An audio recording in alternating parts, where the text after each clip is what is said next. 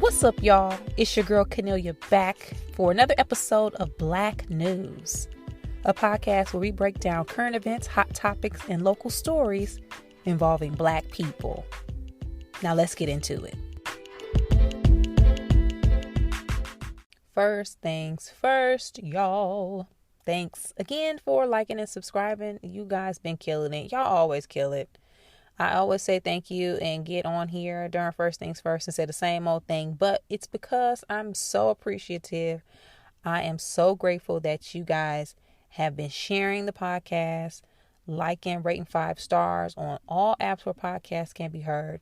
We get metrics on the back end for this podcast, and y'all been clicking on from some podcast platforms I ain't even heard of. So shout out to y'all for finding this.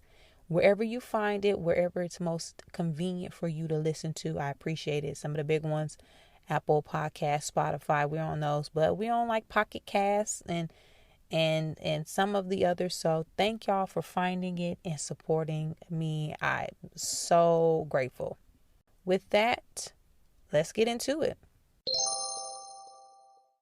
Brittney Griner is being held in Russia because of weed, y'all. Y'all, they done got Brittney Griner. Brittney is in Russia. We don't know what's going on. I will give you the details. So, as of today, I'm recording this podcast early the week of March 7th. As of today, it is still not clear when Brittney Griner was arrested, where she is, what's going on. All we know is that, well, one, let me back up. Brittney Griner is a WNBA basketball player. Very great. She's an all-star. She plays for the Phoenix Mercury. She also, in the offseason, plays for the Russian basketball team, UMMC Ekaterinburg. I don't know how to pronounce it. Okay? But for y'all who don't know this, maybe you do, sports fan, non-sports fans, when you are a woman basketball player and you play in the WNBA, you really don't make no money. When you think about NBA salaries, they ain't what the women getting. To the point or the extent of, a lot of them, the majority of them go overseas in the off season because they get way more money overseas than they do here in the States. So a lot of them will split their time. I remember Candace Parker in particular, when she was married and she had her young daughter.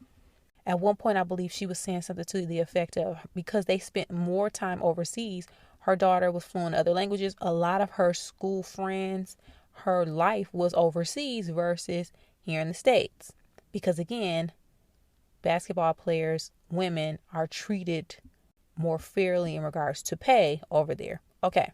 So for y'all who were like me, when I first saw this, I was like, what the hell Brittney Griner doing in Russia? I then thought immediately, oh, she probably played over there for like the Russian, the UMCC, whatever the team is. Y'all know they be having them weird team names like the Kuwait Koala Bears or something. She was probably over there hooping. But details of some of the reports that came out are as follows. According to reports, the Russian Federal Customs Service said an American was detained at Moscow's whatever airport that is, I can't pronounce it, after being found with hash oil. They originally did not say who she was. They just said she was a WNBA player, 2-time champion. But if you put 2 and 2 together, you know, oh yeah, that's Brittney because she plays for that Russian team. It goes on to say, as a U.S. citizen was passing through the Green Channel at the airport upon arriving from New York, a working dog from the Customs Canine Department detected the possible presence of narcotic substances in the accompanying luggage, a statement from the Customs Service said. The customs inspection of the hand luggage being carried by the U.S. citizen confirmed the presence of vapes with specifically smelling liquid, and an expert determined that the liquid was cannabis oil, which is a narcotic substance. Russian agencies said that she was detained in February, y'all. February. The customs agency said that the U.S. citizen was placed in pre-trial detention and said a criminal case was underway for smuggling significant amounts of narcotic substances. The offense carries a potential punishment of 5 to 10 years in prison. Now, a member of the U.S. Armed Services Committee said, and I quote, "It's going to be very difficult to get Griner out of Russia. Y'all, it's going down. Young Jock meet me in the trap. Y'all. Okay, let's back up a bit. One, when you live in the States and you live in certain states, I don't know where Brittney lives, if she lives in Phoenix and Arizona full time, if she lives in California. When you live somewhere like California, I'm speaking for myself and people I know, weed is legal here. People ride around, travel, smoke it outside. So it is, I have friends who accidentally just be traveling with like vape cartridges, maybe edibles and things. Because to us now, it's not, it's just a part of daily life. And so when you have vape cartridges, I can see how Brittney was like, oh, oops, I'm just going to travel with these. I can also see, though, because what you're not about to fool me into thinking is that Brittney Griner, this is her first time using vape cartridges. I would put money on the fact that Brittney has traveled overseas multiple times with said cartridges and had not been stopped. But now that we are in a war, she is now being questioned and detained for something that she could have possibly been allowed to do. Throwing it out there. Now, I don't know the details. We don't know the facts, but they just don't seem like all of a sudden Brittney decide now to be traveling with some vape cartridges and now all of a sudden they're going to detain her. Okay. Put a pin in that. 2, y'all know we in a war. Ukraine and Russia going at it, but hey, people use leverage and they're pawns and pieces and people who sometimes become a part of the process. I hope to God Brittney Griner is now not being used as a pawn in this war between Russia, because guess what? Y'all better get Brittney back. Y'all better get her ass back up over here. Okay? They were saying that, I read reports that the CBC, the Congressional Black Caucus, met with Joe Biden and was like, yo, hey, bro, you better get Brittney back. So it is on people's radar. But y'all, 5 to 10 years in prison, in a Russian prison? What? For some vape cartridges? Child. Oh my God. Now, I don't know what it's like in prison overseas. Hell, I don't know what it's like in prison here. I've seen the stories, okay? I know people that was locked up. I hear word of mouth. I'm just basing on overseas prison off of when Jack Bauer was overseas and he got tortured by whoever it was he got tortured by, and he came back and was damn near half dead. And when they tortured Audrey, remember on 24 when they tortured Audrey? Wasn't that her name? I think it was Audrey. It was the girl who owned Grey's Anatomy right now. Okay, Teddy played Audrey. What I'm trying to say is, I am very concerned. Y'all should be very concerned. I'm also concerned by the fact that we did not hear about this. And yeah, we wouldn't be the first to hear, but news travels fast. Social media is active. And they said she was detained sometime in February. She could have been detained early February. We don't know what the F is going on. So, y'all, pray for Brittney Griner. If y'all hear some updates, pass the word. If there's some petitions, sign the petitions. Y'all know Vladimir Putin ain't listening. No, he ain't looking at no petition. It ain't gonna get to his desk. He don't care.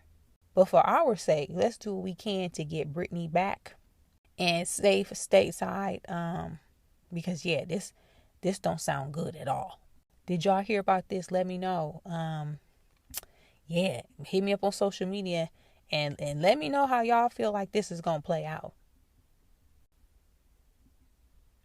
Next, I want to talk about Laverne Cox and how she is being called out or called in. Let me rephrase it. Called in for an entanglement comment that she said to Will and Jada on the red carpet. So, it is award season. We talked about this last week on The Cast, where Will Smith won Best Actor for his portrayal in King Richard at the SAG Awards. Now, on the red carpet of the SAG Awards, Laverne Cox was one of the interviewers. Y'all know they have lots of different news outlets, online publications, everybody on the carpet trying to get interviews. Laverne Cox is a big name, so she had prime real estate in regards to where she was placed. She gonna talk to all the stars. Will and Jada came up to her. They were having a good old time, kikiing it up, chopping it up. And Laverne ended the segment with, "Thank you for all these years of joy you've brought us. We can't wait for more red table talk and more entanglements."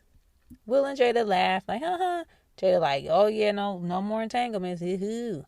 And the internet reacted. Now first, Vivica Fox caught wind of it. She has a talk show on Fox Soul with some other ladies. Claudia Jordan is the main host. I believe, who else is on there? Selena Johnson, Lisa Ray is on this one, I think. Regardless, Vivica basically said, talk about wrong place, wrong time. As Jada standing next to her husband, who was absolutely in line to win an Oscar for playing the role of Richard in the Venus and Serena Williams story, King Richard, I just thought it was tacky.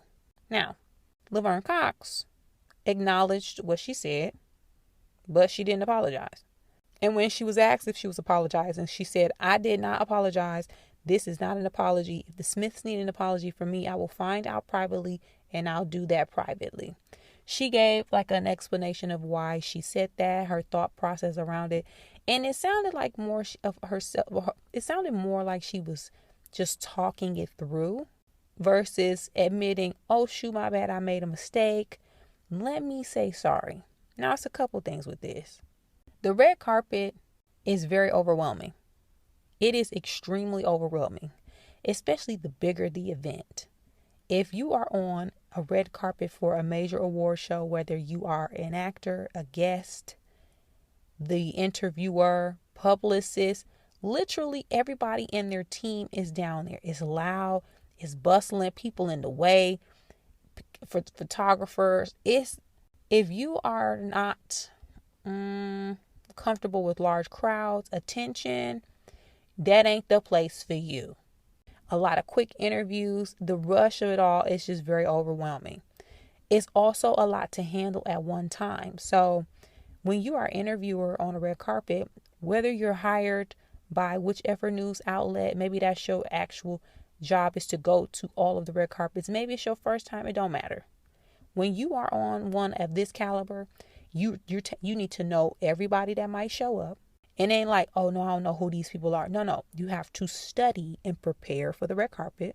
You need to prepare and study for to be able to talk about their work, the movies and the shows that they're nominated for. Specific details. Come up with questions for each potential person that you're going to interview outside of, "Oh my God, what are you wearing? What are you wearing?" Don't nobody want to hear that no more. You then trying to not fangirl out or fanboy out, because I don't care who you are. I don't care how long you've been in this industry. You a fan of somebody. And seeing everybody you're a fan of at the same place at the same time while you're trying to master this particular aspect of the job, come up with witty questions and look cute and get good sound bites, it's too much. All while being funny and a great interviewer. I personally hate red carpet interviewing because of all of that. It's just too much for me to handle. But for Laverne, I can see how she got caught up in the moment. Because hearing the interview and hearing that, it didn't sound like she intended to come in like, "Yeah, I'm going to say something about entanglements." It sounded like she was just wrapping up the interview, and that's the first thing that came to mind. It came out her mouth and whoops, on to the next person. So I didn't take it as her purposely trying to be spiteful or messy. But was it in bad taste? Sure. Could it have been a valid misstep? Sure. Would I have apologized? Absolutely. Now, if I feel like I'm in the wrong about something, I have no problem apologizing. But I also understand how you could feel like you sick of people being pressured into apologizing for things. I get that. Especially now with backlash, cancel culture, I can understand how somebody could dig their heels in and be like, "I ain't apologizing, leave me alone." I also understand people stubborn, they got egos, and it is what it is. Now, would I have done it? Apologize? Sure. Yep. "Hey, Will and Jada, I'm sorry. I'm so sorry." But Laverne ain't feeling that, and that ain't what she doing. She did say, like I said, if they feel like they need an apology, she'll do it privately. So, you got to respect that at least. With that said, what would you guys have done? Would y'all have apologized?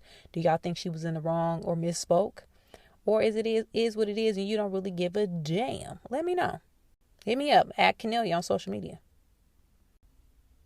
Now, on another note, in the same vein or a similar vein of I said what I said and I ain't going to apologize even if it sounds stupid. There was a podcast clip that went viral recently over the last few days, hosted by a group of dudes. I'm not going to name the actual podcast. I'm not going to name the actual hosts' names. They don't deserve that. But the podcast went viral for a particular reason. In it, the host basically says, and I quote, and they're talking about relationships, singleness, looking for partners, all that stuff. He says basically, she says, talking about his homegirl.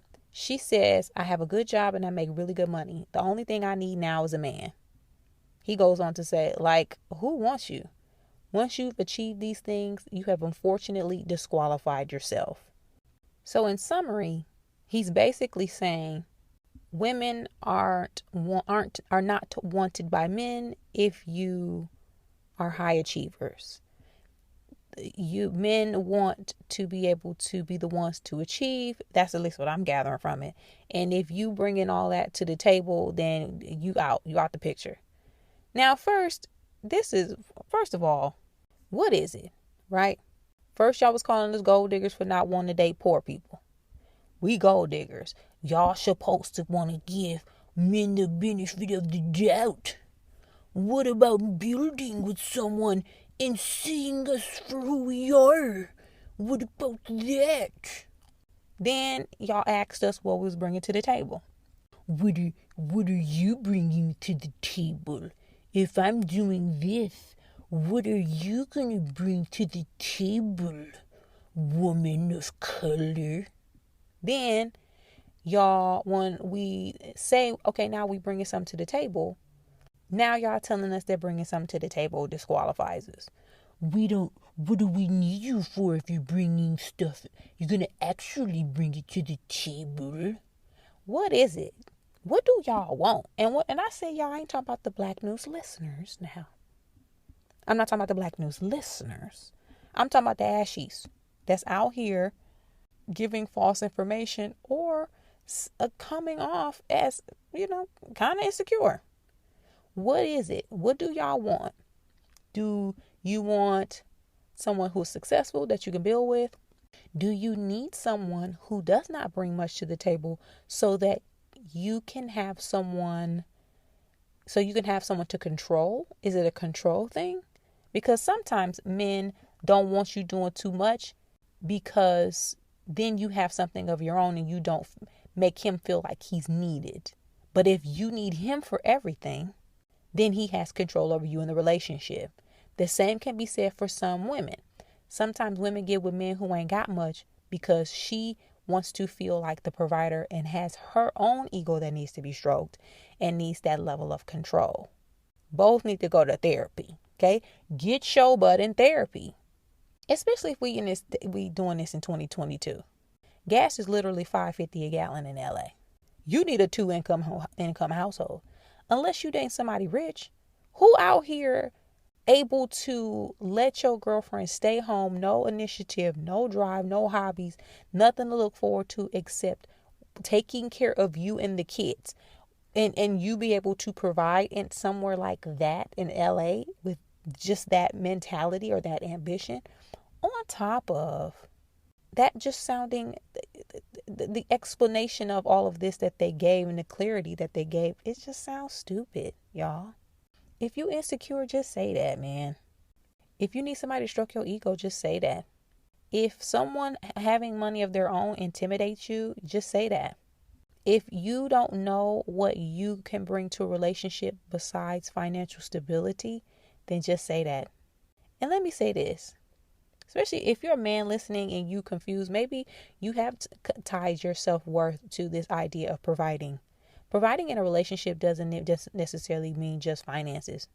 It means emotional support, accountability, partnership, collaboration, good times, laughs, fun, sex, food, chemistry, spontaneity, spirituality, religion, prayer. It means all of those things. Family, children. You can do a lot of those things and bring a lot of those to the table. And I won't say without money, but in addition to providing financially. If you didn't know all of those other things were part of the list, you probably don't need to be pursuing a relationship, dear heart. Just go ahead and get in therapy. Therapyforblackmen.com. I found my therapist on Therapy for Black Girls. You should do the same. With that, what do y'all think about this topic in this comment? Do y'all feel like women who are high achievers have disqualified themselves from relationships? Let me know. Hit me up on all social media at Kennelia. Let's get into honorable mention. The Emmett Till Anti-Lynching Act of 2022 has finally been passed, y'all. The 2022 Emmett Till Anti-Lynching Act has been passed after 200 failed attempts to outlaw the act of lynching. This officially would make lynching a federal hate crime. After 200 failed attempts to outlaw lynching, we have literally been in this fight for anti-lynching legislation for a century. The first anti-lynching legislation was introduced a century ago, 100 years. It has taken the United States Congress and Senate 100 years to pass anti-lynching legislation. People been fine with lynching for 100 years, y'all. They've been like, oh, black people getting lynched, we don't need to pass it. Now, with that, let me point out, in the House in particular, the votes were 422 votes to pass it, 3 to not. 3 people still want to lynch, y'all. 3 people still out here, they want to lynch. They like, hey, ain't no fun if the homies can't have none in 2022. Those 3 people, Andrew Clyde of Georgia, Thomas Massey of Kentucky, and Chip Roy of Texas. Georgia, Kentucky, and Texas. We know the history of lynching in this country. We have known the history of it since enslavement, since Reconstruction, since Jim Crow. Lynching, I believe I read somewhere, on average, right after enslavement from Reconstruction to the mid-1940s, a black person in the South was lynched on average of once every 3 days. From Reconstruction, that was starting in the 1870s, to the 1940s, an average of one person lynched in the South, black person, every 3 days.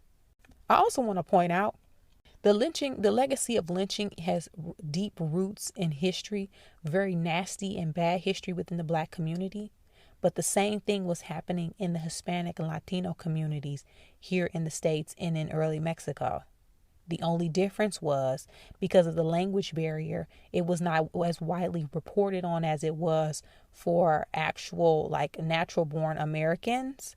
Because again, there was no way to translate those stories because so few people spoke multiple languages, Spanish at the time and English. But all across the South, which was formerly Mexico, and out west, Hispanics were being lynched just like black people. So y'all got a dog in this fight as well. This is y'all's legacy as well. And I point that out to highlight when it comes to fighting for equality and bills to get passed, because black people in this country are often some of the loudest. One thing we know how to do, we know how to fight for what's ours. I always said, and this has been going around, and this is what I really think this is true. When we talk about the idea of patriots, black people are real patriots. We are one of the demographics who have literally fought for equal rights, protections for everybody at every turn in this country. We have literally been on the front lines for civil rights, anti-discrimination for everybody since the beginning. That is patriotism. But I say all this to say too, when it comes to these legislations, we all need to get behind it, because at some point, whether we like it or not, it affects all of us. And it affects all of us. Some people don't even realize that it has affected us. So thank goodness that this bill has finally been passed. It is a long time coming.